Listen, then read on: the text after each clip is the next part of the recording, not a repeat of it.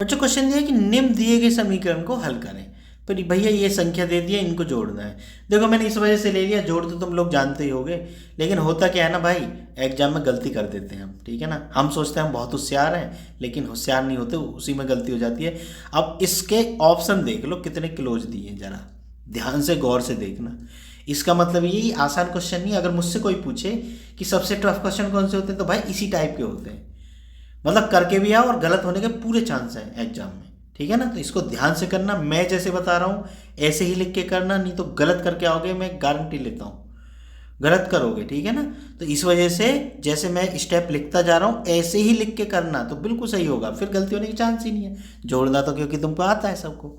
तो देखो 143 हमने लिख लिया। अब इसके पीछे कुछ नहीं है, तो मैं ऐसा करता हूँ कि चलो अभी ऐसे छोड़ देते हैं, पॉइंट लगा के 1 0 लिख लेते हैं, ठीक है भाई। दशमलव के बाद हम कितनी जीरो लिख सकते हैं, अब लिख लो ये 14.3, ठीक है। नेक्स्ट स्टेप क्या है, 1.43, तो 1.43, ठीक है। अब देखो ये 3 है, तो यहाँ 1 0 बढ़ा दो, यहाँ 1 0 बढ़ा दो, ठीक है।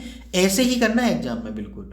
अब ये क्या, 0.143, 0.143, 1 2 3 ये बढ़ गए। उसके बाद 0.0143, ठीक है, तो 0.0143, ठीक है।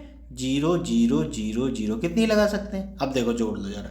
3 7, 4 और 1 5 और 3 8, 1 और 4 5 और 3 8, ठीक है। और 1 4 5 और 3 8, और 1 और 4 5 और 1, यानी 158.8873। 158 तो सब में ही है, तो 8873 ढूंढो कहीं, 8873 8873 8873, ठीक है बच्चों। बात समझ में आ गई होगी मेरी। अगर वीडियो पसंद आई हो तो चैनल को सब्सक्राइब जरूर कर लेना। मिलते हैं फिर नेक्स्ट वीडियो में।